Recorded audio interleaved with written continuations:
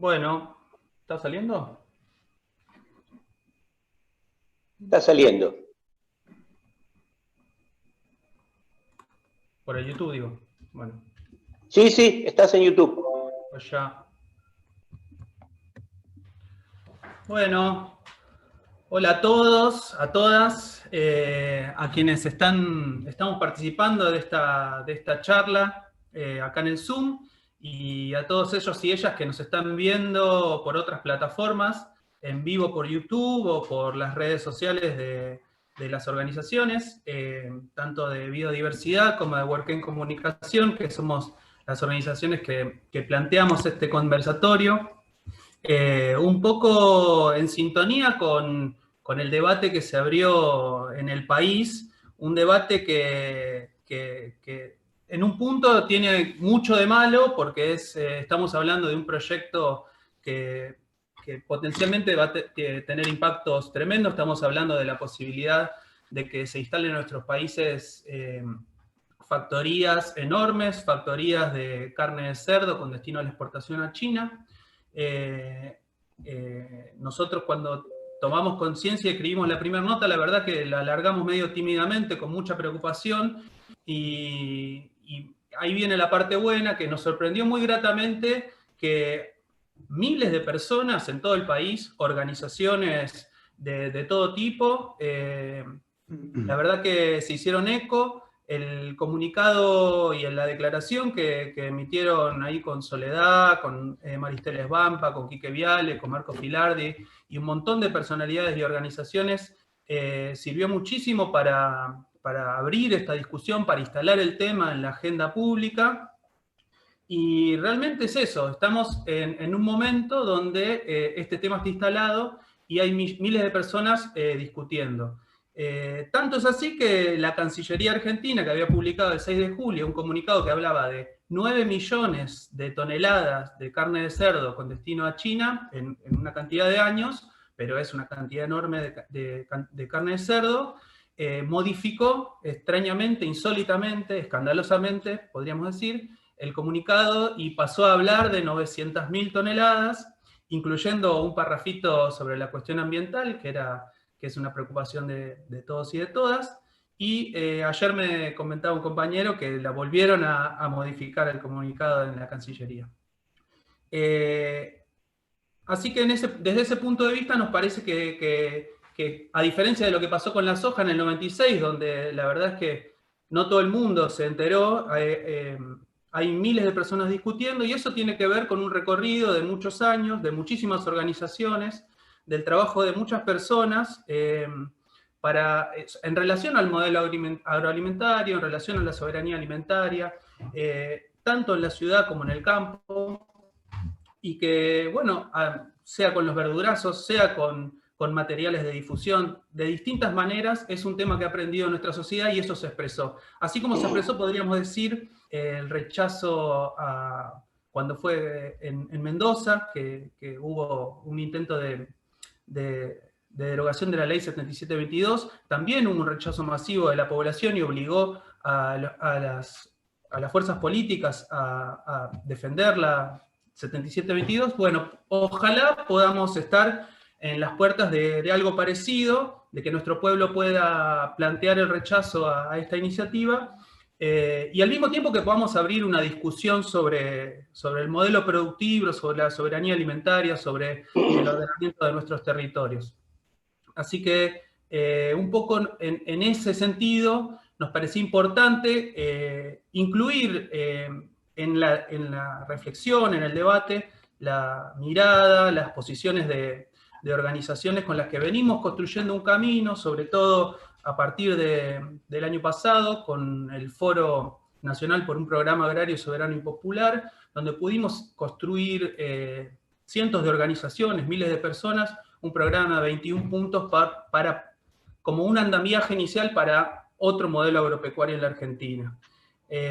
Así que bueno, estamos desde ese punto de vista muy contentos y muy contentas de este momento, con un enorme desafío de seguir aportando información, debate, y entendemos que está abierta en la Argentina una disputa importante por cómo se va a configurar la nueva normalidad, donde hay señales desde adentro y desde afuera del gobierno actual, que plantean avanzar en un rumbo extractivista, y por el otro lado, cientos de organizaciones, decenas de miles de personas que entendemos que justamente esta pandemia tiene una parte de oportunidad para plantearnos otra forma de estar en el mundo, para no seguir en el sendero que nos trajo a este lugar, donde estamos todos y todas confinados, donde la economía mundial está en quiebra, donde hay 600.000 personas muertas y millones de infectados por coronavirus en el mundo.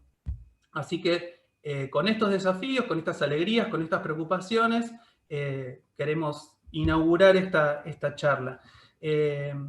Hoy nos van a acompañar queridos compañeros, amigas, Soledad Barruti, que es periodista, escritora, una referencia para muchos y muchas de nosotros en esto de comunicar, de transmitir, de habilitar preguntas. Ella va a empezar. Tenemos que contarles que, como tiene una nena chiquita y hay muchos debates y está participando de montones de espacios, bueno, hay que ser respetuosos de esa situación, y nos pidió por favor que contemplemos, que tengamos en cuenta que en un momento probablemente se tenga que ir de la charla, y bueno, pero por lo menos quería estar y plantear su palabra, sus reflexiones. También está Marcelo Jaquet, el gaucho, un compañero que es trabajador del frigorífico Recuperado La Foresta y del movimiento productivo agroalimentario. Está Sergio Dunrauf, que participa de la corriente agraria nacional y popular, y Carlos Vicente, que además de Acción por la Biodiversidad, con quien organizamos esta actividad, es integrante de GRAIN, una organización internacional que viene haciendo aportes muy importantes a todo este debate. Bueno, así que dicho esto, le vamos a dar la palabra primero a Soledad.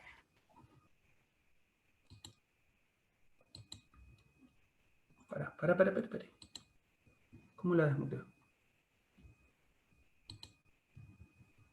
Ahí está, hola, ahora sí. Perdón, son estas cosas de vivir online, acostumbrarse a los micrófonos y eso. Bueno, gracias por la invitación, Facu, Carlos, gracias por el panel. Me parece que es interesante abordar esto desde distintos lugares. Ayer hicimos mucho hincapié en las personas que estábamos oponiéndonos a esta avanzada del agronegocio, porque hoy en día está puesto como una inversión china que se plasmaría en corrales de engorde de cerdos y demás, pero podría venir de otras maneras, ¿no? Y me parece que eso es algo interesante de pensar, que no es que estamos hablando solamente de una producción. En ese momento pusimos el eje en esta producción, pero está bueno tomar la oportunidad para pensar qué modelo productivo queremos adoptar en el país, y para poder hacer eso tenemos que ver qué implicancias tiene cada una de estas apuestas económicas, y hoy en día existen elementos que no existían antes. Yo creo que la respuesta de la sociedad tan masiva y tan espectacular que hubo con respecto a poner un límite a que esto no se diera, como si no hubiera una sociedad alrededor a la que preguntarle, sin duda tiene que ver con el trabajo que se viene haciendo desde hace muchísimo tiempo, desde distintas organizaciones, desde distintos espacios de la comunicación que plantea estos problemas, pero también con que la sociedad por primera vez se ve enfrentada en su día a día, en su vida íntima, en su realidad económica, a los efectos de haber corrido demasiado los límites en nuestra relación con la vida, con la naturaleza, con los animales en particular. Si bien de esta pandemia se pueden ir a buscar los rastros hacia lugares todavía que nos parecen demasiado exóticos como Oriente, es algo que está pasando también en Brasil, en donde hay un foco y una alerta con otra posible pandemia. Y bueno, tuvimos hace no tantos años una pandemia que salió de México, otra gripe porcina que también generó bastantes problemas en toda la humanidad. Pero con esta sensibilidad muy despierta, en un caso muy extremo, para muchos nunca habíamos vivido una cosa así. No sé, es como similar, si podemos como hablar con adultos más grandes, a lo que pasaba en las guerras, ¿no? Como una situación de verdad muy extrema. Y yo creo que eso plantea una oportunidad tanto para pensar de qué manera queremos habitar el mundo, como de qué forma necesitamos crear las estrategias para que esto no vuelva a pasar y para que estas otras amenazas que aparecen como potenciales y que una y otra vez estamos escuchando, no emerjan, porque venimos escuchando sobre el cambio climático, ¿no? Algo que realmente tiene un consenso científico absoluto. Estamos por atravesar una crisis que se va a plasmar en distintas situaciones, que nos va a tener otra que encerrados, ¿no? Que va a generar una cantidad de sufrimiento, de muertes y de problemas de las que no va a haber forma de volver atrás. Y eso, de nuevo, tiene que ver con nuestra injerencia en la naturaleza, el mayor impacto, el impacto más feroz que tenemos en este momento sobre la Tierra, es a través de nuestro sistema alimentario. Nosotros nos comunicamos con la naturaleza desde nuestro sistema alimentario y gestamos un sistema alimentario que desconoce a la naturaleza en sus propias leyes y en lo que es necesario para vivir de una manera como adecuada, y vamos avanzando hacia ahí. Entonces, creo que recoger ante un hecho como muy preciso, muy puntual, como es esta pandemia, qué podría pasar si estas otras amenazas, que siempre parece como que no van a llegar nunca, sucedieran. Al cambio climático, por supuesto, hay que sumarle esto de que estamos atravesando lo que se conoce como la sexta extinción. La pérdida de biodiversidad es absoluta y es tremenda, y se traduce en lo mismo de siempre, en más plagas, en más enfermedades, pero también en menos alimentos, también en menos medicinas y también en menos formas de vida posibles diversas en otros lugares que no sean el hacinamiento urbano, que es lo que se propone como única forma de vida. Luego también esta pandemia nos mostró que somos cuerpos bastante más débiles de lo que creíamos, ¿no? Hay una sociedad alimentada en base a un sistema que no ha creado cuerpos fuertes y personas saludables, todo lo contrario. El sistema es muy exitoso en vendernos cosas que no nos alimentan, sino que van dañando y erosionando nuestra salud, y personas que eran bastante jóvenes encontrándose con esta nueva enfermedad fueron arrasados. Una crisis sanitaria que por supuesto se empalma en esto, ¿no? En una sociedad debilitada, llena de enfermedades no transmisibles ocasionadas directamente por esta forma de comer. Entonces eso también se pone en cuestionamiento, ¿no? En manos de quién estamos dejando la producción de nuestra comida y como ya entregándole llave en mano la construcción de lo que se supone que nos va a mantener con vida, saludables, y encima como dentro de las cosas que uno espera del sistema alimentario, que además sea algo que te guste, que sea rico y demás. Otra de las cuestiones que trajo, que fue de las últimas semanas, y que obviamente yo no creo que todo haya impactado en la sociedad, pero sí creo que es una sociedad más sensible porque todas estas cosas están dándose al mismo tiempo. Son los registros, nuevamente, los registros de hambre y malnutrición que cada año publica FAO, y que muestra que las personas, no solamente creció el hambre en el mundo, la mitad de la población del mundo no tiene plata para acceder a una alimentación saludable. Y eso es escandaloso, y eso es gravísimo. Ayer escuchábamos en el debate que tuvimos con productores porcinos que ellos trabajan para darle de comer al mundo. Y el agronegocio pareciera siempre tener esa excusa como la plataforma que lo sostiene, el hambre del mundo. Y el hambre del mundo es cada vez más grave, y no solamente el hambre es cada vez más grave, crece más exponencialmente la mala alimentación que viene de este sistema alimentario. Entonces, si realmente la propuesta es alimentar a la población, gracias, pasen otra cosa porque no lo están haciendo bien. Y eso me parece que es algo interesante de ver. Nadie hoy en día que tiene una mínima información va al supermercado y dice, seguimos confiando en que estos muchachos están haciendo bien las cosas. La verdad es que están creando comida cada vez peor a costa de intoxicar a la población que vive cerca de los campos. Vivir en los campos, todos ya sabemos, antes era algo maravilloso, hoy es una desgracia si te toca, y es como que estás así diciendo, bueno, que no me toque un sojal, que tal vez me toque esto. O sea, las personas que viven en el campo viven realmente de una manera peligrosa. Entonces, tenemos una naturaleza colapsada, tenemos una pandemia que nos acorrala y que muestra no solamente que este sistema es peligroso, sino además que veníamos con la salud absolutamente deteriorada, con un sistema inmune débil, producto en gran parte de lo que estamos comiendo, y que eso nos vuelve permeables al ataque de cualquier enfermedad que proviene de estos sistemas. Y encima de todo, ni siquiera podemos decir que estamos comiendo lo que queremos, accediendo a la comida que queremos. Y este sistema obviamente se alimenta a sí mismo, primero discursivamente, esta idea de, bueno, no hay otra manera, hay que darle de comer al mundo, el mundo tiene hambre y el mundo necesita carne. Y la verdad es que son ideas publicitarias que se montan sobre una realidad fantasiosa que no tiene ningún tipo de base en la realidad, no hay nada que pueda sostener que este sistema es viable, nada, no hay elementos dentro de la ciencia que puedan sostener que este sistema es viable, porque este sistema niega las propias leyes sobre las que tiene que trabajar, que son las leyes de la naturaleza, por ejemplo. O sea, este sistema toma la naturaleza como recursos prácticamente infinitos, que son los que se puede extraer una y otra vez hasta dar hasta saciar la voracidad de su negocio, que es infinita, así que nunca se sacía y siguen como avanzando sobre eso. Pueden encerrar animales todos juntos y pensar que nada va a ocurrir, como si no hubiera una cantidad de elementos publicados que muestran que son tremendos para la naturaleza, pero también para las personas, para los trabajadores. Y por último, la pobreza. También salió en estos días un informe de Oxfam que muestra cómo un puñado de personas en esta pandemia se enriquecieron y la gran mayoría de la población va cada vez a estar más pobre.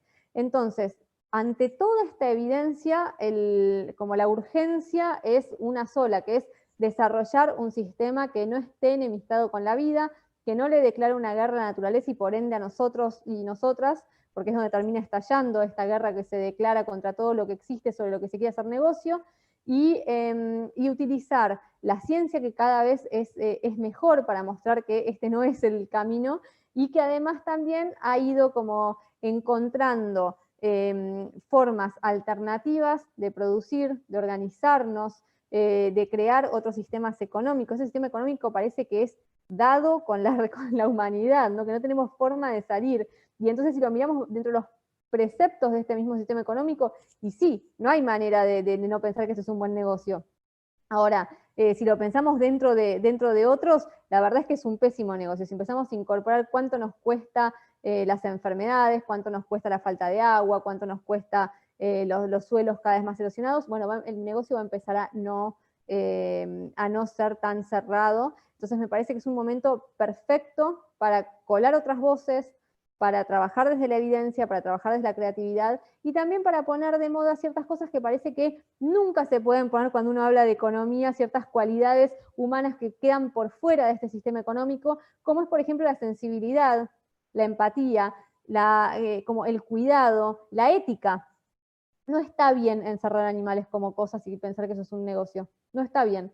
O sea, viola cualquier forma de relación que se estableció entre los humanos y los animales desde el principio, y cualquier persona que se enfrenta con eso y que lo mira de cerca sabe que es así, que hay algo malo que está pasando ahí adentro. Hay seres de miles sufriendo para funcionar como engranajes de una máquina que da carnes o huevo o leche. Y eso está mal, y hay otras maneras y hay otras formas de relacionarnos con los animales que además resultan ser más seguras, que no resultan ser tóxicas y que resultan sacar de la humanidad algo mejor.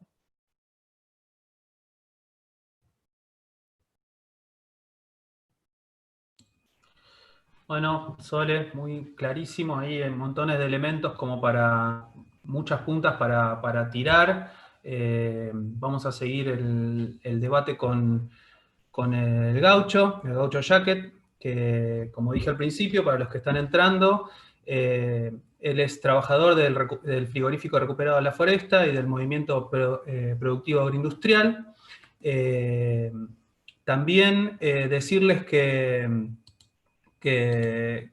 pueden hacer preguntas en el chat, está abierto, están participando una cantidad importante de personas de distintos puntos del país que mandan saludos. Y bueno, la idea es que podamos recuperar algunas de todas esas inquietudes para hacer una segunda vuelta. Así que ahora sí, Gaucho, cuando quieras, a ver, tenés que desmutearte. ¿Ahí? Perfecto. ¿Ahí se escucha? Sí. No, bueno, ante todo, digamos, buenas tardes. Agradecer la invitación de los compañeros que organizan la actividad, la charla de esta. Yo soy un trabajador, un matadero y frigorífico recuperado en el partido de La Matanza, pero bueno, aclarar de que no producimos porcinos, sino somos vacunos, digamos. Digo como una aclaración.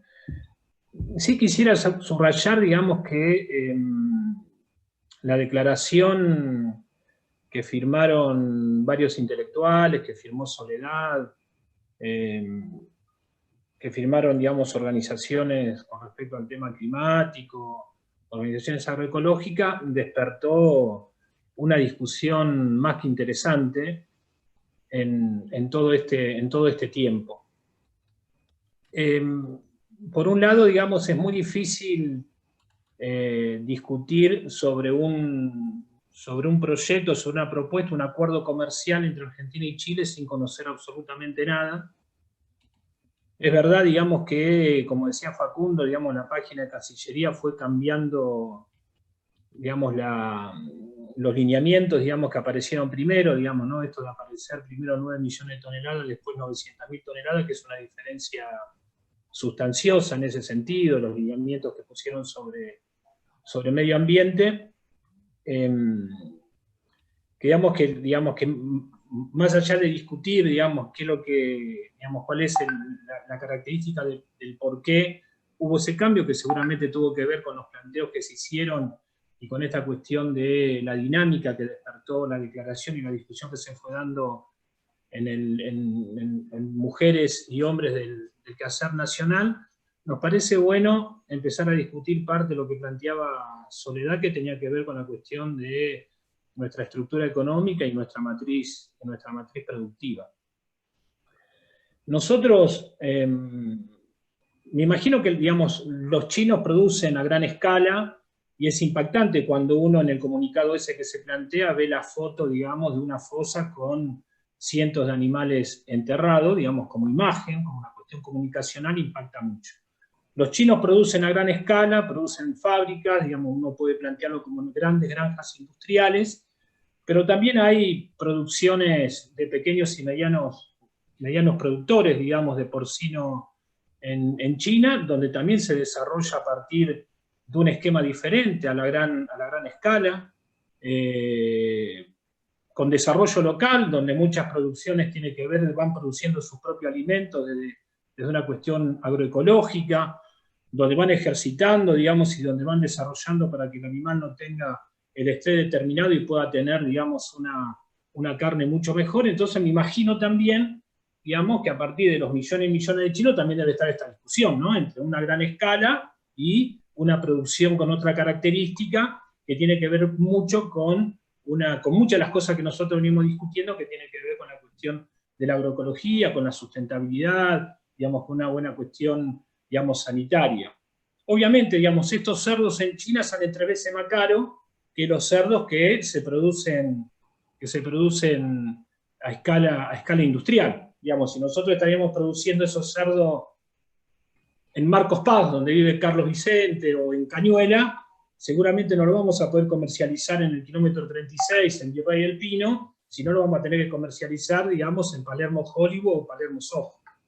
Digo que también una discusión la cuestión del precio, no como una cuestión aislada, ¿no? Yo creo que tanto la cuestión económica no es aislada, como tampoco es aislada el planteo de la agroecología. Uno cree que plantear la sustentabilidad implica poder debatir y discutir 4 lados que hace a lo económico, que hace a la cuestión social, que hace a la cuestión ambiental, que hace a la cuestión cultural de los pueblos. Nosotros como pueblo comemos carne, digamos, los pueblos comen carne. Más allá de la cuestión vegetariana, es necesario, digamos, para la humanidad el consumo de carne animal. Entonces eso por un lado, porque muchas veces se plantea la cuestión, digamos, de la agroecología por afuera del planteo social. Entonces nos parece que un buen planteo agroecológico tiene que ver con un planteo fuertemente, digamos, social, que entienda, digamos, ¿no?, la cuestión de la pobreza, la falta de alimentación, todo esto que marcaba Soledad, y que hay un planteo muy fuerte, digamos, de los millones y millones de seres humanos que no pueden alimentarse, en el planeta.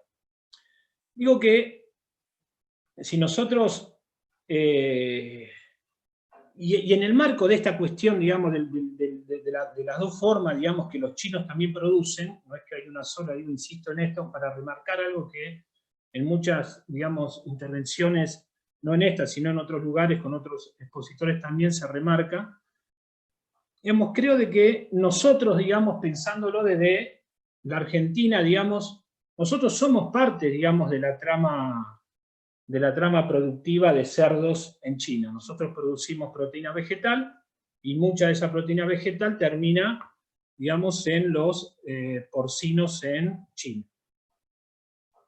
Bueno, la Argentina es un país, digamos, como todos lo sabemos, de primarización de su economía, digamos. Entonces somos grandes productores de soja, somos grandes, los primeros, somos los campeones de la producción de trigo, somos los campeones de la producción del maíz, digamos, pero en realidad tenemos una sociedad absolutamente desigual. Y me parece que eso tiene que ver con algo, digamos, que la hegemonía, digamos, en la producción de alimentos lo tiene el agronegocio, digamos, y ese agronegocio hegemoniza no solamente la Argentina, sino hegemoniza la cuestión mundial. Entonces la pregunta es correcta de preguntarse en manos de quién están los alimentos en el mundo y en manos de quién están los alimentos en Argentina. Nuestro sistema agroalimentario está absolutamente concentrado y extranjerizado. Y una de las tareas que tenemos no solamente es poder plantear el diagnóstico, digamos, de lo que vemos, sino lo que hay que intentar es poder plantear la propuesta, digamos. ¿Cuál es la propuesta para desandar ese sistema agroalimentario hegemonizada por el agronegocio, digamos, y desarmar ese sistema alimentario absolutamente concentrado en pocas manos con un alimento que no sabemos su naturaleza, a un alimento, como siempre lo plantea Soledad, que no sabemos lo que estamos comiendo. Entonces, nosotros necesitamos como país que entre en divisas, digamos. Y esto significa, no sé, agarrar los dólares de los chinos y ponerlo a decir, bueno, vienen dólares y nos ponemos a producir, no. Digamos. Creo que no. Creo que eso sería un error. Ahora sí creo de que uno dice, bueno, a ver, ¿cómo nosotros podemos transformar esa proteína vegetal en proteína animal para poder tener saldos exportables? Y me parece ahí que nosotros debemos tener un plantel alrededor de 5 millones, 6 millones, digamos, de stock, digamos, ganadero porcino, lo cual implicaría más o menos tener 500.000 madres, y esto implica casi unos 70.000 puestos de trabajo en forma directa e indirecta. Y obviamente que si uno dice, bueno, pero ¿cómo? Digamos, porque la pregunta en todo caso sería al revés, digamos, no sería una cuestión de ponerse como posición a un planteo, digamos, con todos los recaudos necesarios, ¿no? Digamos, con todos los recaudos necesarios, es una cuestión de ponerse como posición a decir, bueno, yo me opongo, ¿no? Desde la individualidad, yo me opongo, sino la cuestión de poder plantear, digamos, al revés, digamos, digamos, este posible acuerdo entre China y Argentina, ¿no? ¿Cuál es la posibilidad que nos podría provocar a nosotros el acuerdo entre China y Argentina? Obviamente, si nosotros lo vemos solamente desde el dólar que va a entrar, es un error. Si nosotros lo vemos desde los ojos de los chinos, ¿no? Desde la estrategia de los chinos, del objetivo de los chinos y la necesidad de los chinos, la oportunidad no existe. Es la oportunidad de ellos, no la oportunidad nuestra. Ahora, si nosotros podemos discutir eso desde una mirada argentina, desde los objetivos argentinos y las necesidades argentinas, debería eso transformarse, digamos, en una posibilidad. Y ahora si yo, digamos, uno se pondría a ver y diría, digamos, y que no tiene nada que ver, si los chinos vienen y te dicen, che, yo quiero 9 millones de toneladas, vos le tenés que decir, mirá, nosotros no podemos producir 9 millones de toneladas, podemos producir 1 millón de toneladas y en este tiempo. Digamos, entonces, es preguntarnos si en verdad eso es una posibilidad, digamos, para que nosotros podamos, antes de vender proteína vegetal, poder comercializar proteína animal. La Argentina tiene condiciones para poder hacer eso. digamos, tiene absolutamente, cuando tenemos capacidad sanitaria, hay capacidad en genética, capacidad en tecnología, tenemos capacidad de producir los alimentos que necesitan los porcinos, es decir, tenemos agua, tenemos tierra. Digamos, entonces, me parece que hay condiciones objetivas que nos permitiría avanzar, digamos, en poder tener un acuerdo comercial con China o con quien sea, digamos, para poder darle industrialización, digamos, a la producción nuestra. Entonces, si nosotros, y aparte hay una cuestión, digamos, que el costo, digamos, de producción, digamos, del cerdo, nosotros tenemos un costo económico, digamos, el costo nuestro en pie, el cerdo está entre 60 y 70 pesos, se lo comercializa a 75, 80 pesos, con lo cual estaríamos hablando de un costo de producción de 0,70, 0,80 centavos de dólar. Digamos, los chinos tienen su costo de producción 3 veces más. Digamos, por lo tanto, tenemos esa posibilidad también de tener, digamos, una producción comparativamente, digamos, de un costo menor. Ahora, obviamente, si los chinos vienen, digamos, traen $1 y ese acuerdo, digamos, es un acuerdo estratégico con 3 o 4 grandes grupos económicos y ponen $1 acá, digamos, y se llevan 3. Digamos, el problema es como nosotros decimos, no, nosotros ponemos la cosa y nosotros nos quedamos con esos $3. Porque si no es imposible, digamos, avanzar en la distribución de la riqueza si nosotros no tenemos, digamos, de dónde sacar, digamos, el dinero necesario para poder hacer las cosas que nosotros nos planteamos. ¿Cómo hacemos nosotros para pasar de una producción tradicional a una producción agroecológica? ¿Cómo hacemos, digamos, ese proceso de ir de un modo de producción a otro modo de producción? Entonces, yo diría que una de las cosas que uno fue escuchando y por ahí leyendo es, a mi entender, es la carencia, digamos, de propuesta. ¿No? Es decir, para nosotros no tiene sentido alguno, digamos, oponerse por oponerse, sin decir, bueno, la propuesta esta es esta, y no una propuesta en donde plantear yo quiero la agroecología. Yo también quiero la agroecología, pero partimos de una situación. ¿Cuál es el tránsito, digamos, a ese modo correcto que nosotros queremos llegar?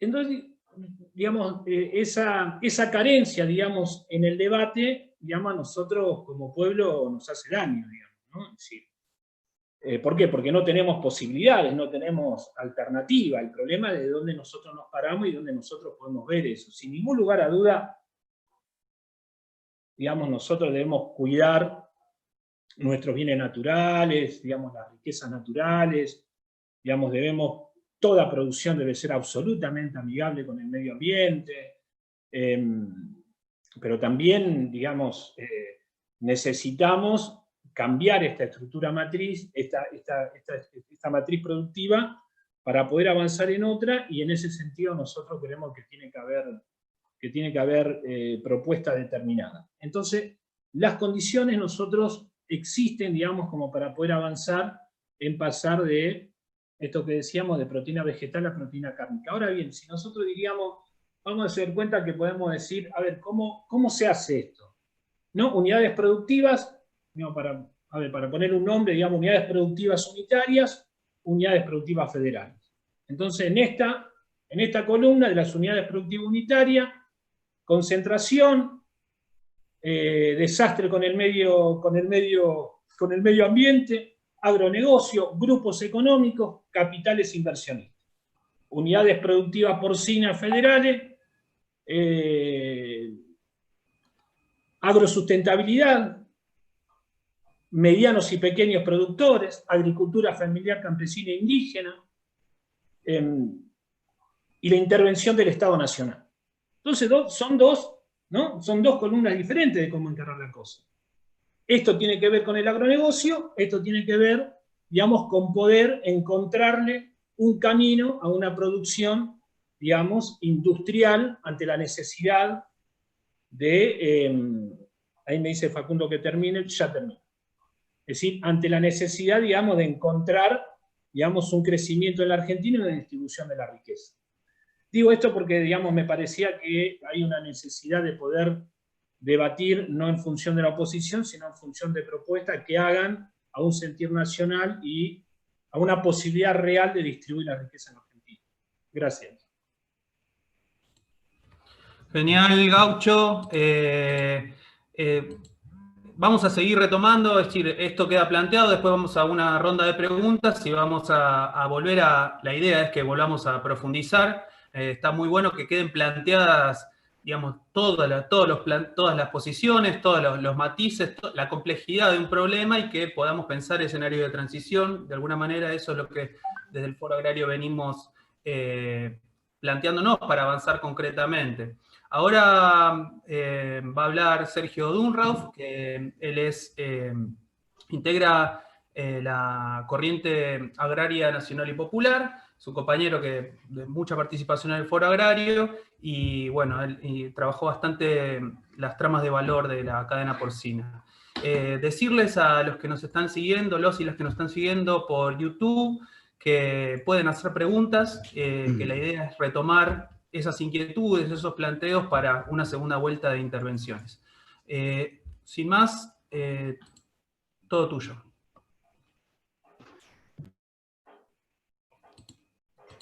Ahí. ¿Qué tal? ¿Cómo están? Un gusto y un placer acá compartir con ustedes este espacio de encuentro y de charla y de debate en función de plantear algunas líneas que tienen que ver con toda esta discusión que parte de este posible acuerdo.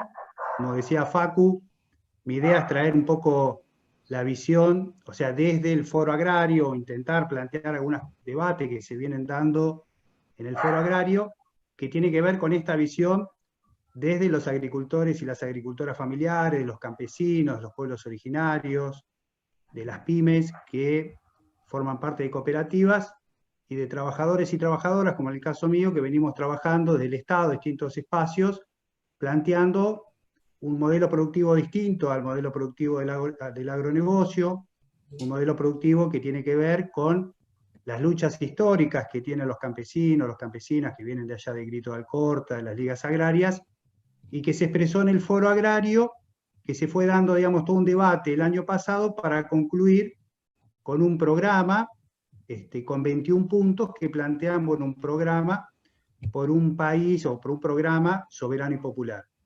Ese programa de 21 puntos hay algunos puntos que claramente tienen que ver con lo que estamos discutiendo, ¿no? Hay un punto que habla de la promoción de la agroecología, otro punto que tiene que ver con garantizar la accesibilidad de la población a los alimentos, como el tema de la carne, la leche, otro que tiene que ver con una intervención estatal en la monopolización de las cadenas agroalimentarias, otro punto que tiene que ver con las compras públicas a la agricultura familiar, campesina, indígena, las pymes, y otro que tiene que ver con el establecimiento de mercados locales, ferias, almacenes, que mejoren y que generen circuitos cortos de comercialización. Estos puntos que están en el Foro Agrario creo que son la base para pensar alternativas a una manera de respuesta a esto que está apareciendo hoy en el debate, ¿no? Y en ese sentido nos parece importante plantear esto que tiene que ver con las tramas de valor, o las cadenas de valor populares, ¿no? Aquellas que tengan un sentido que no vayan en función de la maximización de la ganancia, sino un sentido desde el desarrollo territorial, desarrollo local, la generación de trabajo, la posibilidad de ingresos para los distintos actores y actrices que participan en esa cadena de valor, en esa trama de valor. Ahí tenemos, si se quieren, tres grandes bloques o tres grandes eslabones de esa cadena, de esa trama, que van a ser los productores y productoras de cerdos, o sea, toda la producción primaria, la transformación y lo que tiene que ver con la comercialización y consumo. Cuando nosotros estamos hablando del sector porcino, tenemos que ver esos tres eslabones, no lo podemos ver separados, no podemos ver los productores de cerdos y ver al final después qué pasa con la venta de esa carne, ese consumo, sino que tenemos que verlo en forma integrada y ver qué es lo que está sucediendo. Para arrancar, si pensamos si empezamos a ver la producción primaria, la producción de cerdos, hoy es una producción totalmente concentrada, ¿no? Los datos del SENASA plantean que el 98% de los productores y productoras tienen menos de 50 madres, o sea, son todos productores, ya sea campesinos, agricultores familiares, pymes, el 98% de los productores. Y a su vez, los 100 productores más grandes concentran el 50% de la producción total. Entonces, claro, con grandes proyectos de miles de madres, con estos muy parecidos a estos proyectos que quieren llegar acá. Paladini tiene más de 10.000 madres en todo el país, con una producción gigantesca. Hay un emprendimiento que empezó hace muy poco en Nottinger, en Córdoba, con 5.000 madres. Bueno, hay 100 productores, 100 megaproductores que hoy concentran la mitad de la producción del país. Entonces el problema ya está dado, está claramente concentrado. Bueno, ese es el planteo de la producción primaria, y hay otros planteos, ya hay otras tecnologías, como decía el Gaucho, que se vienen trabajando en distintos espacios del Estado y también en distintas organizaciones o pymes.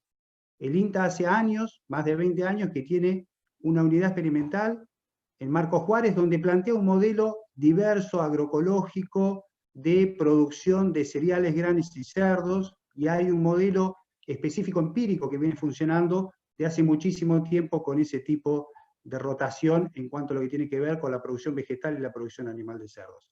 El IPAF, un instituto de investigación del INTA para la agricultura familiar, viene trabajando también con algunos modelos de instalaciones, cama profunda, cajones de recría, distintas tecnologías que mejoran cada vez más esa producción agroecológica, natural, sustentable. O sea, hay modelos para llevar adelante y muchas organizaciones o espacios productivos de pymes lo vienen realizando con, digamos, indicadores técnicos muy buenos, que no se alejan de los indicadores técnicos de otros emprendimientos intensivos, pero son producciones al aire libre, producciones que generan, digamos, biodiversidad, que permiten la biodiversidad, que no generan contaminación, producciones claramente agroecológicas denominadas también tecnologías de proceso.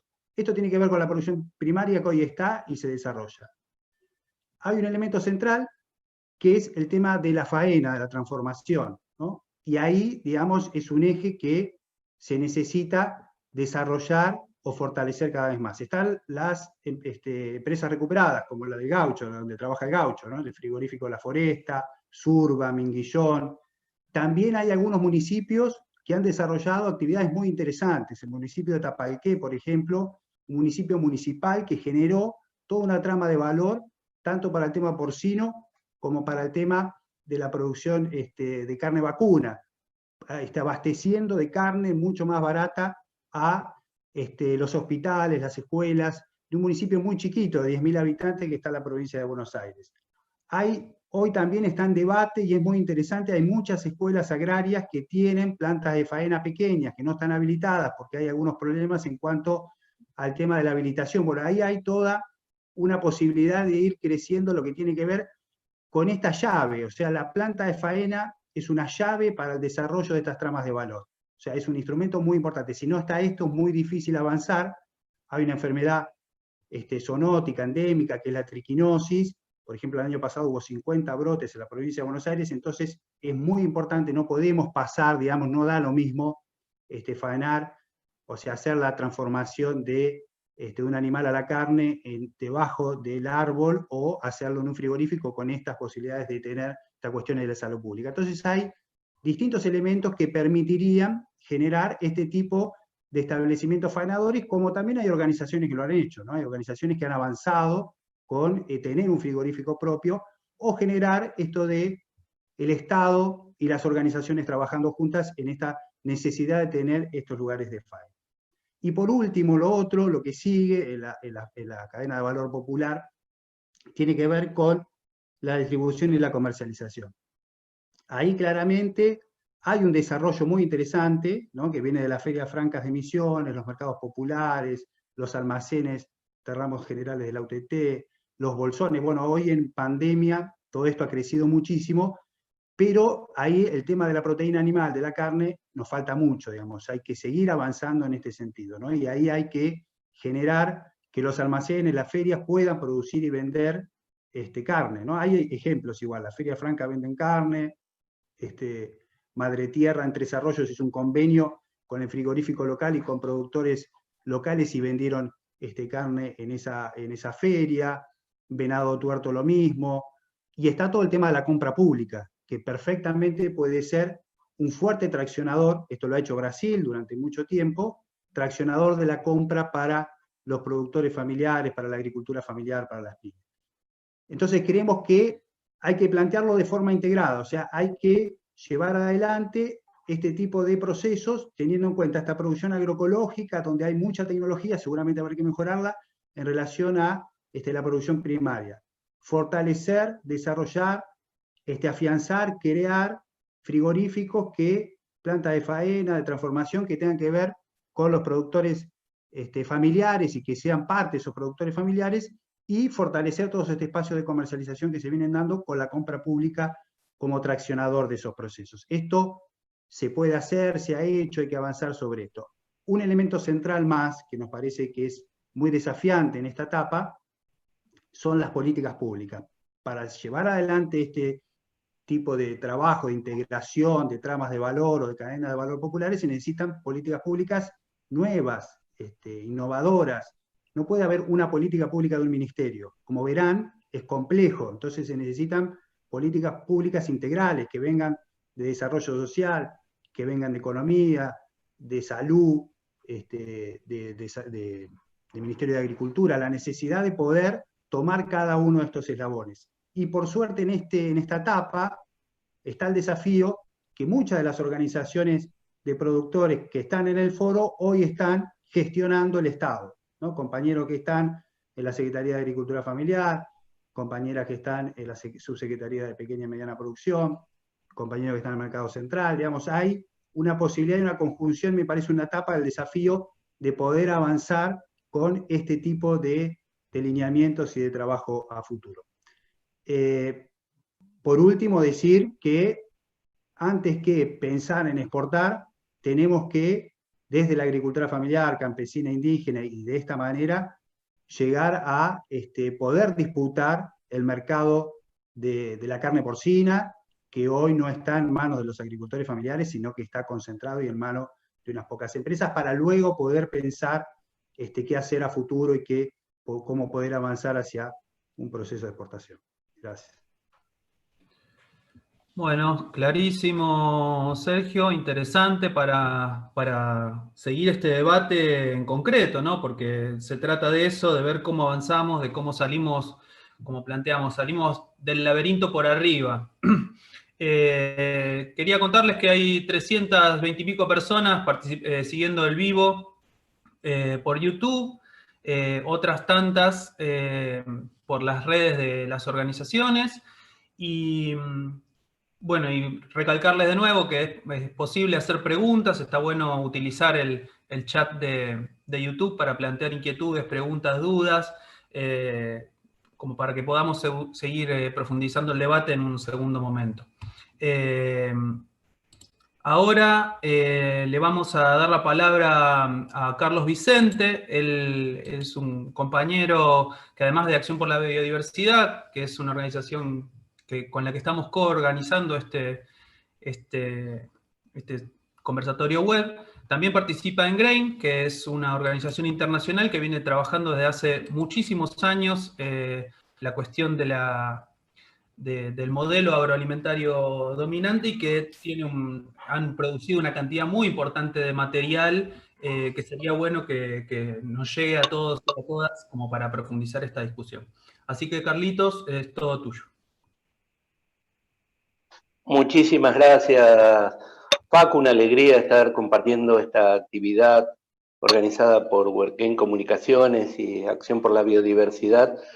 En primer lugar, marcar que yo he sido una de las personas que ha adherido, y desde Acción por la Biodiversidad hemos adherido a este documento de rechazo al acuerdo con China, y remarcar que lo que nosotros justamente pretendemos y proponemos es que haya debate. O sea, no se trató de un rechazo desde el decir no queremos, sino desde un rechazo a que no se abrió el debate desde Cancillería, se anunció que iba a haber un acuerdo con China, de que no se consultó a las organizaciones del Foro Agrario, que de hecho, y como contaba recién Sergio, tienen fuertes vínculos y presentamos este programa de 21 puntos al gobierno. Y por otro lado, lo cierto, y eso es lo que quiero compartir por ahí en los próximos minutos, es que tenemos información. O sea, tenemos mucha información de lo que ha ocurrido en todos estos años de agricultura y ganadería industrial y de los impactos que ha tenido en la salud, en el medio ambiente, en los territorios donde habitan nuestros campesinos y campesinas, nuestros productores familiares, no solo en Argentina, sino en el mundo, ¿no? Sí, contarles, porque estaba mirando allí lo que se compartía en el chat, que la propuesta, que por supuesto puede ser parte del debate y debe ser parte del debate de quienes proponen el no comer carne, es totalmente válida y es parte de un camino que la sociedad va recorriendo, pero lo cierto es que en la historia de la humanidad y desde el nacimiento de la agricultura ha convivido con la ganadería ha sido fuente de nutriente para los suelos, de alimentación para los pueblos, de muchísimos otros insumos, y hoy día es parte de lo que consumimos la mayor parte de los pueblos del mundo. El cuestionamiento al comer carne, como digo, es válido, es totalmente respetable, pero no es lo que nosotros estamos proponiendo. Desde el Foro Agrario trabajamos decenas de organizaciones que tienen distintos tipos de producciones en los cuales la producción de carne y el consumo de carne es una parte más de la realidad, como digo, y como venimos llevando adelante este debate, con todo respeto a las diferentes posiciones que cada uno de nosotras y nosotros puede tener. Sí, creo que es importante compartir algunos datos. Como decía el gaucho antes, no hemos tenido demasiada información. Se habló primero de 9 millones de toneladas de carne por año, ahora el comunicado oficial de Cancillería habla de 900.000 toneladas, pero hoy salió una nota publicada en el diario Ámbito con información de Cancillería que habla de que el plan es la producción de 882.000 toneladas por año, o sea, es similar a lo que ahora está oficialmente en Cancillería, para producir en 25 granjas industriales. O sea, esto es alimentar este mismo modelo que nos planteaba Sergio que hoy existe en Argentina. Seguramente Paladini o el frigorífico La Pompeya, que acaba de ser cerrado aquí en Marcos Paz, porque allí hubo un foco de coronavirus, serán parte de este gran negocio, ¿no?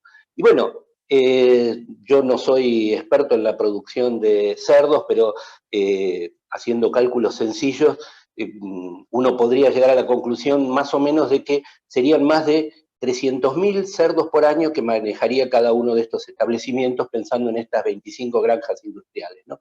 Y el mismo comunicado de Cancillería hablaba de que se incrementaría el consumo de maíz en unas 3 millones de toneladas, o sea, la producción de maíz, que es maíz transgénico, que es maíz fumigado con glifosato y que ampliaría aún más la frontera agrícola, y también tener presente que la soja también es parte de la alimentación de los cerdos en los criaderos industriales, se estima que es aproximadamente un 10% de esa alimentación, y por lo tanto también sería otro de los cultivos industriales que se vería incrementado si ampliáramos esta producción de cerdo.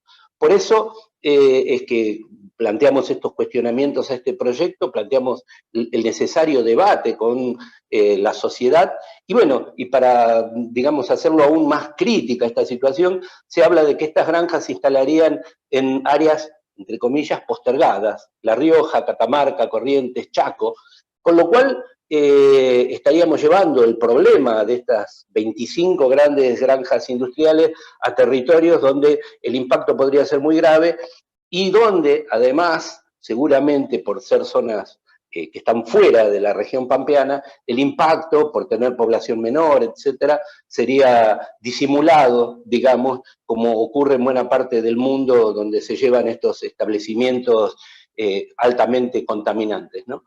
Como decía Facu, desde GRAIN venimos desde hace más de 15 años estudiando el impacto de la cría industrial de animales. En el 2006, comienzo del 2006, denunciamos como la gripe aviar, la H5N1, había tenido origen en cría industrial de aves. En el 2009, cuando se produjo la gripe porcina, que luego se llamó gripe A para disimular su origen, pero que es en realidad una gripe porcina, también denunciamos a la misma y su vínculo con la cría industrial de cerdos. De hecho, el primer caso que se produjo de gripe H1N1 fue en una población que se llama La Gloria, en un establecimiento que se llama Granjas Carroll, que es de una multinacional que se llama Smithfield, que ahora es propiedad de China, y que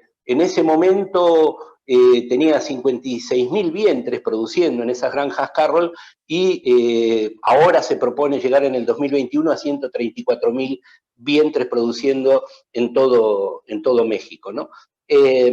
Las imágenes que en aquel momento compartimos de las lagunas donde van a parar la materia fecal de los cerdos en esas granjas Carroll ahí en La Gloria, en México, son realmente espantosas y muestran justamente una de las causas de lo que luego es la fuente de propagación de virus, de enfermedades, ¿no? Nosotros en aquel momento decíamos que, dado que se concentran gran cantidad de animales en un poco espacio, esto es un espacio para la multiplicación y mutación de los virus.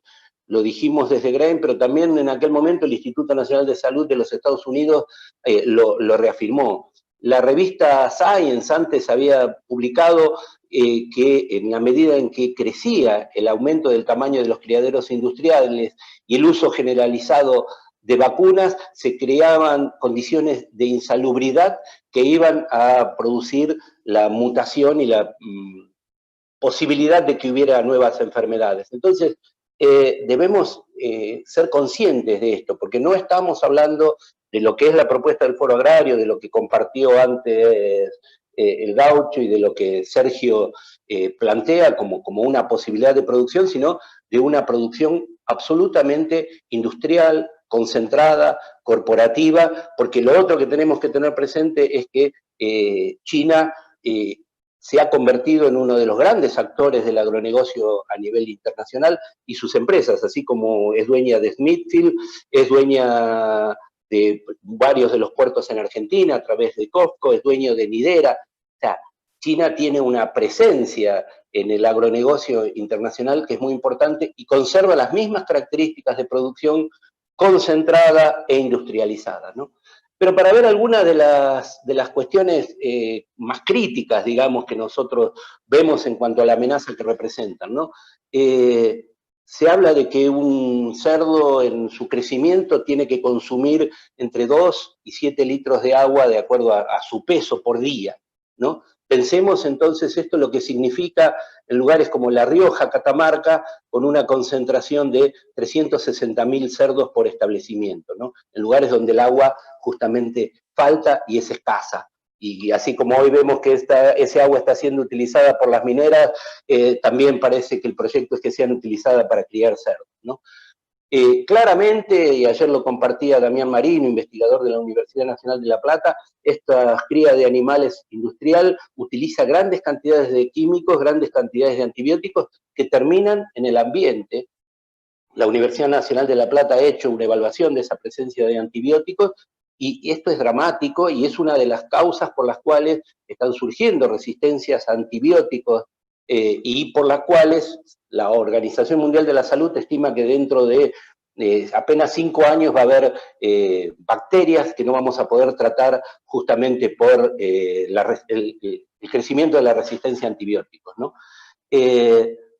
Los desechos fecales que producen esos cerdos son realmente peligrosísimos. Esas lagunas donde van a parar las materias fecales, hay evaluaciones que hay más de 100 microorganismos patógenos que pueden enfermar a los humanos y además es un caldo de multiplicación y de mutación de los virus que pueden terminar, como lo comentó antes Soledad, ahora hay una alarma en Brasil con una gripe porcina que tenemos el riesgo de que se pueda contagiar a las personas, como ocurrió con el H1N1, la gripe aviar, ¿no? Y como también existe esa amenaza, hace pocos días también se encontró y se planteó esa amenaza en China con otra gripe porcina, otra cepa de esta gripe porcina, ¿no? Y bueno, y lo que había mencionado antes, en los establecimientos industriales los cerdos se alimentan con commodities industriales, con soja y maíz transgénicos, además de, y esto es una invitación a que lo investiguemos, con un montón de otros productos, algunos muy tóxicos, como incluso puede ser la misma sangre de los cerdos que se matan, ¿no? Todo esto es lo que venimos diciendo desde hace muchos años, y yo quiero, digamos, referirme, ahí vamos a compartir la posibilidad de este documento, un documento del Programa de las Naciones Unidas para el Medio Ambiente, o sea, las Naciones Unidas acaba de sacar un documento hace apenas 10 días, en el cual plantea mitos de la agricultura industrial y 10 cosas que debemos saber sobre la agricultura industrial, y quiero cerrar esta exposición leyéndoles 3 puntos de esto, porque como digo, ya no somos los ecologistas, ya no son las organizaciones campesinas, ya no son grupos marginales los que están planteando esto. Lo que hace muchos de nosotros venimos diciendo hace muchos años, hoy es parte de un documento oficial que plantea que la agricultura industrial puede facilitar la propagación de virus de animales a humanos. La diversidad genética de los animales les proporciona resistencia natural a las enfermedades. La ganadería intensiva puede hacer a los animales más susceptibles a los patógenos, de producir similitudes genéticas dentro de manadas y rebaños. Cuando los animales se mantienen cerca, los virus pueden propagarse fácilmente entre ellos. La ganadería intensiva también puede servir como un puente para los patógenos, permitiéndoles pasar de animales silvestres a animales de granja y luego a humanos. O sea, más claro es imposible. Se relaciona con las enfermedades zoonóticas, la agricultura industrial, y plantear que deforestar los bosques y dañar la vida silvestre para hacer espacio a la agricultura y trasladar las granjas más cerca de los centros urbanos también puede destruir los amortiguadores naturales que protegen a las personas de los virus circulantes en la vida silvestre. Que esto es sin duda parte de lo que ha dado origen a esta actual pandemia. Y finalmente lo que mencioné antes, la agricultura y la ganadería industrial fomentan la resistencia a los antimicrobianos. Entonces, estamos viviendo y teniendo en esta agricultura industrial, en esta ganadería industrial, una fábrica de pandemias. No podemos olvidar eso, no podemos desconocerlo, y como digo, lo que proponemos desde el Foro Agrario y desde las organizaciones campesinas, ecologistas, sociales, los movimientos sociales, es que tengamos un gran debate, que es el que iniciamos hace un año, el 7 y 8 de mayo, con el Foro Agrario, en el cual claramente definimos que es posible en Argentina producir de manera agroecológica, avanzar hacia una Argentina sin hambre, y también pensar en regular los mercados de manera que también podamos exportar alimentos, pero no desde la mentira de que producimos alimentos para 400 millones de personas, porque esto no es así. Tenemos que priorizar, en primer lugar, la soberanía alimentaria. A partir de la soberanía alimentaria es que nosotros podemos pensar en exportar, pero que sean alimentos de calidad para un mundo que les dará la bienvenida, y para, sobre todo, que miles y miles de productores de Argentina puedan seguir viviendo de la tierra y de la producción de alimentos. Seguimos ahora compartiendo las preguntas que tengan y los aportes que quieran hacer. Clarísimo, Carlitos. Bueno, antes de leer algunas preguntas que nos fueron llegando por el chat, avisarles que Soledad avisa que entró en modo madre, así que bueno, nos tuvo que dejar en esta conversación. Mando un fuerte abrazo para todos y todas. Y bueno, nosotros también mandarle un fuerte abrazo a ella. Su aporte es muy importante y dejó planteadas una cantidad muy jugosa de cuestiones para enriquecer esta discusión, ¿no? Decirles que hay cientos de personas conectadas en el chat. Es muy importante 330 personas. Es muy importante la cantidad de opiniones, de reflexiones que se hacen. Y les voy a compartir algunas preguntas. Después vemos cómo nos distribuimos para las respuestas. Va una, ¿no? ¿Hay diálogo entre el Estado y los productores agroecológicos? ¿Hay planes de apoyo? ¿Hay funcionarios en el gobierno con una mirada en línea a la preocupación ambiental? ¿Cómo vinculan el debate de hoy con el conflicto de Vicentín? ¿Realmente se puede criar ganado de forma sustentable? ¿Cómo piensan la transición que proponen? Me parece que son cosas bastante interesantes. No sé quién quiere, me señalan con la mano y paso la palabra. Ahí va Sergio. Arranco con algo, o sea, son muchas, ¿no? Me parece que el Estado es un espacio de disputa, digamos, ¿no? De una arena política. De hecho, bueno, mientras la Cancillería planteaba lo que planteaba, el Ministerio de Ambiente planteaba otra cuestión. Y también me parece que es muy importante que estén las organizaciones hoy en lugares estratégicos del desarrollo de otro modelo productivo, agropecuario, agroalimentario, como son, decíamos, la Secretaría de Agricultura Familiar, el Mercado Central. Entonces, bueno, es una arena política de disputa, y a su vez hay algunas señales muy interesantes. Por ejemplo, se está creando una Dirección Nacional de Agroecología en el Ministerio de Agricultura. Hay un programa ya funcionando de agroecología en la provincia de Buenos Aires. Bueno, la agroecología ya no es algo, como decía Carlos, que algunos pocos planteábamos hace unos años, sino que ya está planteándose cada vez con más fuerza como política de Estado, digamos, ¿no? Desde el Ejecutivo, desde otro espacio del INTA, de CONICET, de las universidades. O sea, el Estado lo ha tomado como con fuerza, y ese Estado, digamos, cabalga sobre lo que vienen ya haciendo las organizaciones, ¿no? Las organizaciones que plantean claramente una producción agroecológica y venta de ese tipo de productos en muchísimos lugares, ¿no? Entonces yo creo que hay un avance y un desafío importante, ¿no? Porque, bueno, está el avance, está el planteo, hay una pandemia, hay un Estado que intenta hacer nuevas cosas. Habrá que ver, bueno, eso cómo, una vez que pasemos, volvamos a una nueva normalidad, cómo eso se da, ¿no? Pero yo creo que hay elementos muy interesantes más allá del modelo predominante, que aún sigue siendo el agronegocio, para poder ir avanzando en estas discusiones. No me acuerdo las otras, así que siga otro compañero, ¿les parece? Gaucho, vamos con el Gaucho. No, a mí, digamos, es tan difícil este modo, digamos, para poder hablar, digamos, pero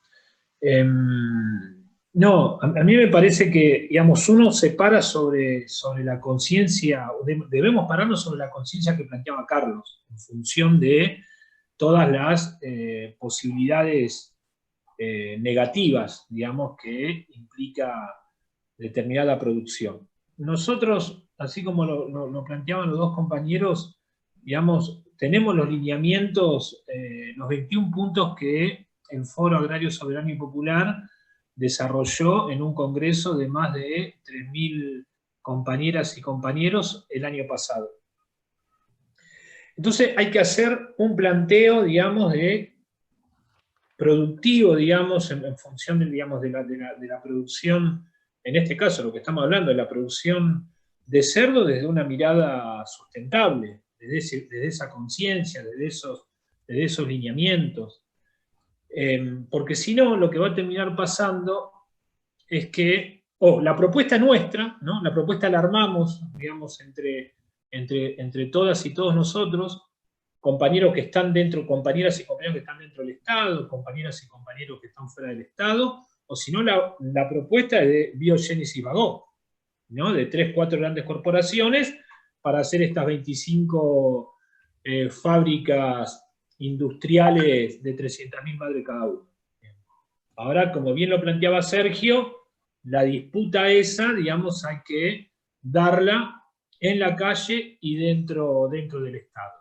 Para nosotros que haya compañeros como Nahuel Lavalli en el Mercado Central como director, que esté compañeros como Miguel Gómez, digamos, en la Secretaría de Agricultura Familiar, Campesina e Indígena, que haya compañeras como Milagros Barbieri en la Secretaría para Pequeños y Medianos Productores, que exista esto que nombraba claramente Sergio, Direcciones sobre Agroecología. Lo copié recién el enlace. En el Ministerio de Agricultura, lo que para nosotros eso es clave. Digamos, el problema es que cómo hacemos para empujar una propuesta, digamos, que vaya antagónicamente al planteo que hacen las grandes corporaciones. Entonces, el camino de esa transición, digamos, tiene que ver de cómo nosotros, que era una de las preguntas, cómo nosotros vamos desarrollando, digamos, esa disputa. Y hay elementos claros, digamos, la crisis de la pandemia, por ejemplo, digamos, en la cuestión de la comercialización alternativa que se fue dando, no solamente de los movimientos campesinos y las organizaciones sociales, sino también esa misma alternativa la empezaron a encontrar los pequeños y medianos productores. Nosotros debemos conformar un bloque económico y social entre la agricultura familiar, campesina, indígena y los pequeños y medianos productores de capital privado, las unidades productivas recuperadas, las cooperativas que hacen al sector agroalimentario, para poder elaborar una propuesta con, digamos, una cantidad de hombres y mujeres que son parte de INTA, de SENASA, del INTI, para poder elaborar una gran propuesta que se oponga a la propuesta concentradora. Digamos, eso nos parece que nosotros debemos desarrollar, debemos ir al Congreso y que en el Congreso vengan a dar, digamos, qué implica, digamos, el tratado esto, y empezar a hacer mucho lío, digamos, como para poder entablar una discusión, pero insisto con esto, tenemos que lograr no una cuestión de oposición por la oposición, sino una cuestión de una mirada crítica en función de una propuesta concreta que nos saque, digamos, de la situación que va a implicar la crisis que nos va a dejar esta pandemia a nivel mundial y en nuestra patria.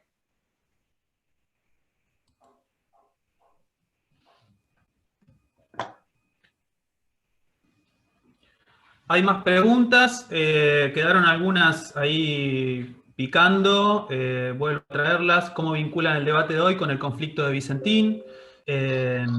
Realmente, si es posible criar ganado en forma sustentable. Otras nuevas que van llegando, ¿cuáles son las políticas concretas que pueden llevar a cabo, desandar el camino de la concentración en el campo en la Argentina? Me parece que es una política más, una propuesta, una discusión más política. ¿Cuáles son las posibilidades de negociar una producción que respete el medio ambiente con China? ¿Hay posibilidad de asegurar un espacio formal e institucional para discutir esta problemática antes de que el acuerdo avance?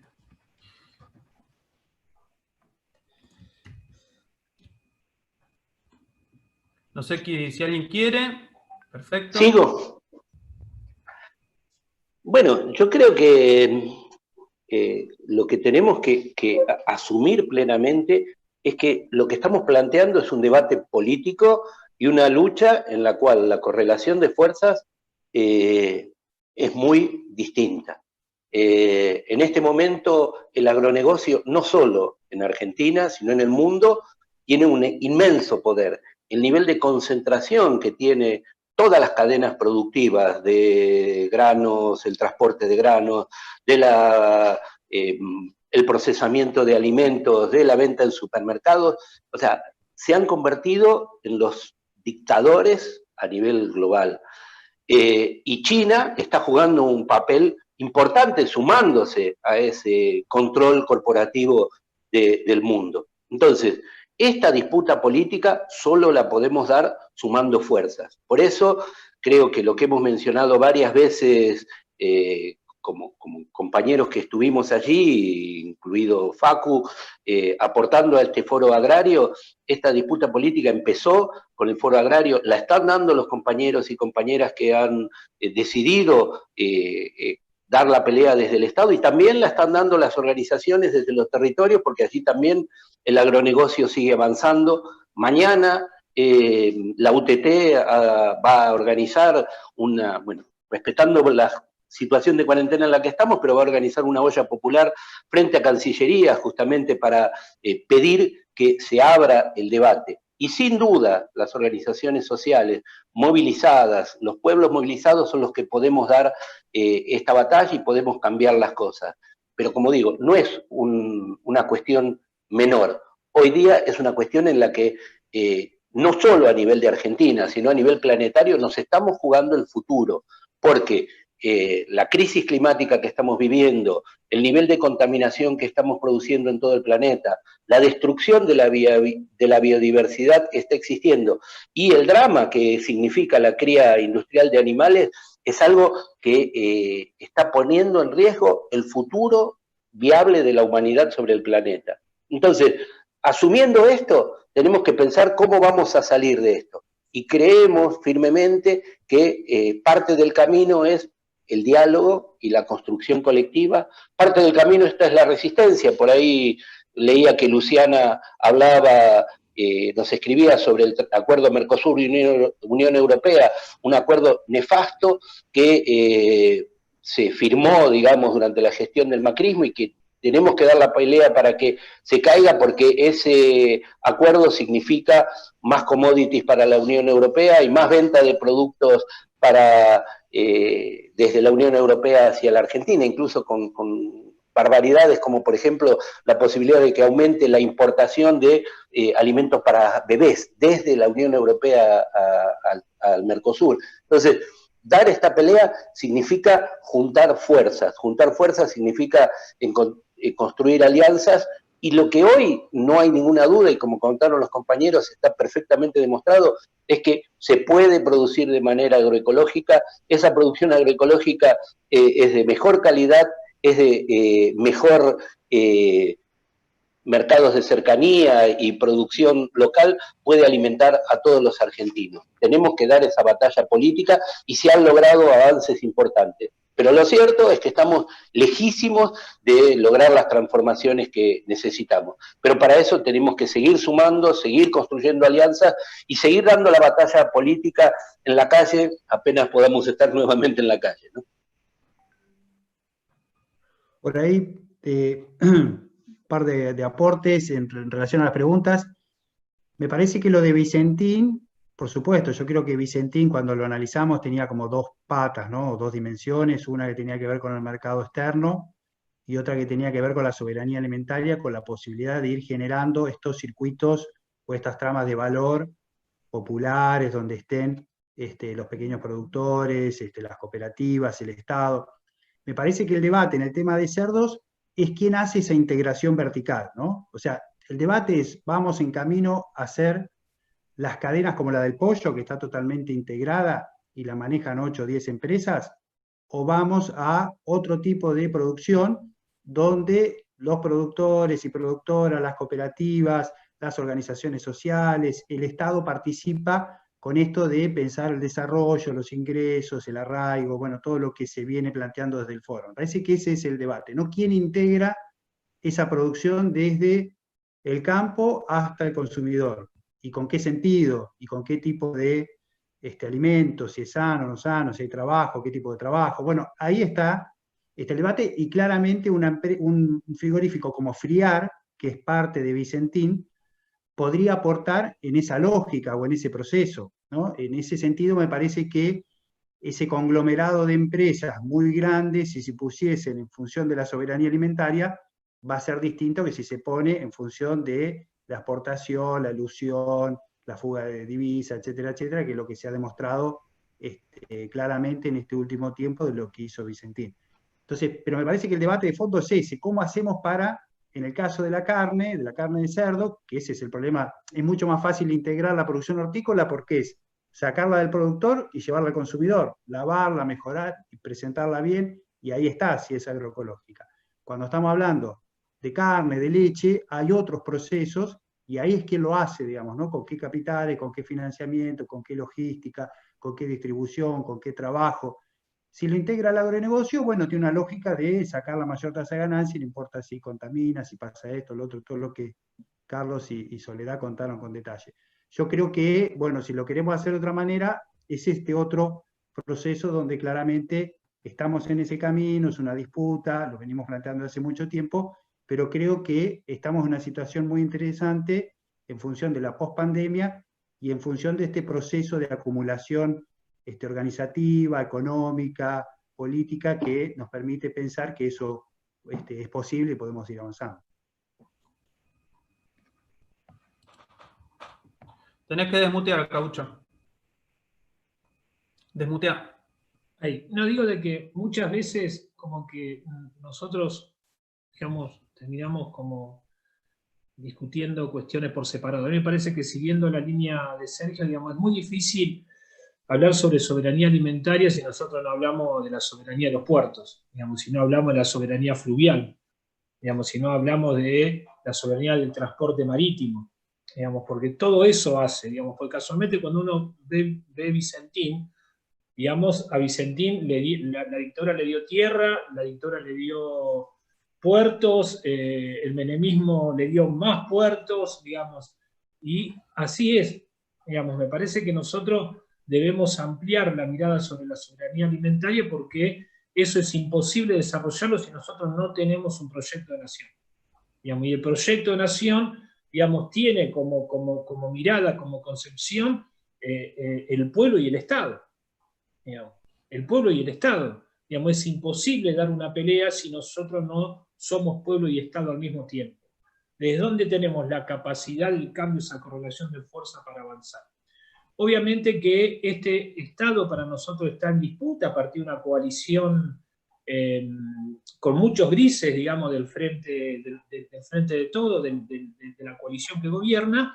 Por eso es necesario que nosotros, por la positiva, planteemos, digamos, una propuesta. Entonces yo no me imagino, digamos, este dato que nos tiraba Carlos, digamos, 25 mega empresas con 300.000 madres cada uno, sino, digamos, uno dice, bueno, ¿cómo eso nosotros lo podemos dividir de la mayor manera posible? ¿Cómo podemos armar una política pensando el desarrollo local, el desarrollo regional, el desarrollo asociativo, donde podemos ir armando polos productivos asociativos para producir porcino, digamos, con capacidad de producir alimentos, con establecimientos genéticos, establecimientos de cría, establecimientos de engorde, digamos, con unidades productivas frigoríficas para darle aún más valor agregado, digamos, del paso de la proteína vegetal a la proteína animal y mayor valor agregado, donde podemos aprovechar todo el desecho a partir de la bioeconomía,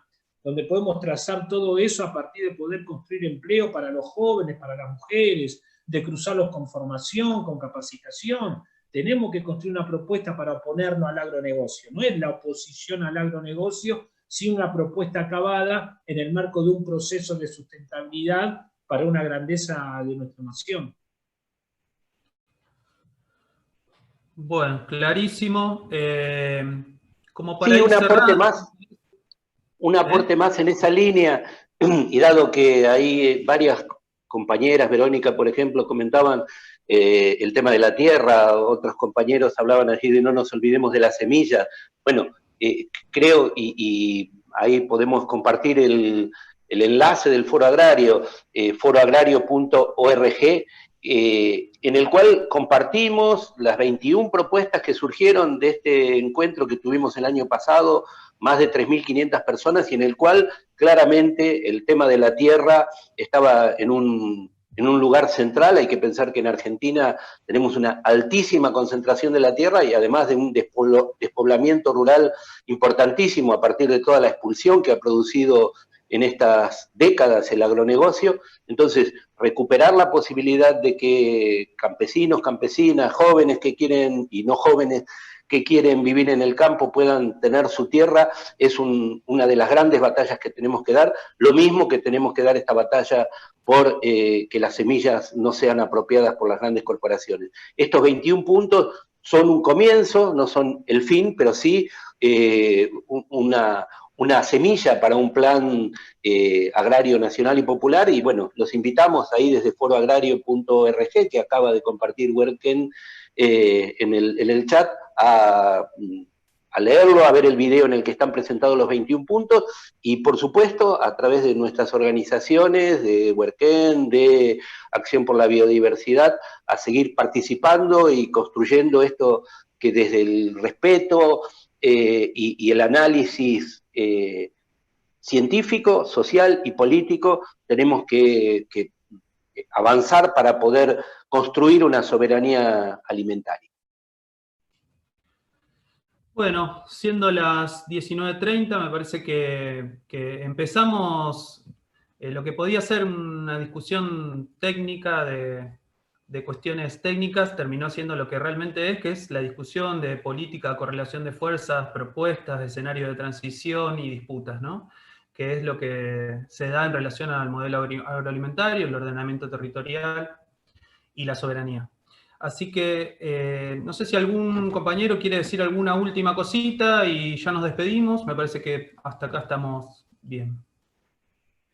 Una cosita con respecto al tema del consumo y los consumidores, digamos, ¿no? Que me parece que, bueno, no he visto mucho el chat, pero por los comentarios que ustedes dicen, me parece que esto, los últimos años, cada vez hay una apropiación política también del consumo, ¿no? Y la necesidad de seguir reforzando esta manera, digamos, ¿no? El consumo es un acto político, o sea, no es lo mismo ir a McDonald's y a Carrefour, por así decirlo, o Paladini, que comprarle al compañero o compañera que está trabajando en la quinta, en la chacra, elaborando la casa. Bueno, me parece que esta politización del consumo también tiene que ver con esta alianza que estamos planteando para poder cambiar el modelo productivo, alimentario, para avanzar en soberanía alimentaria.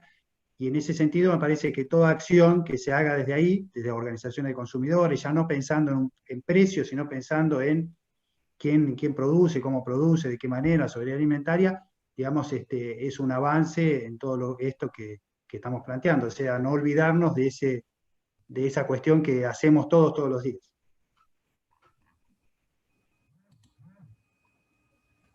¿Algún compañero más?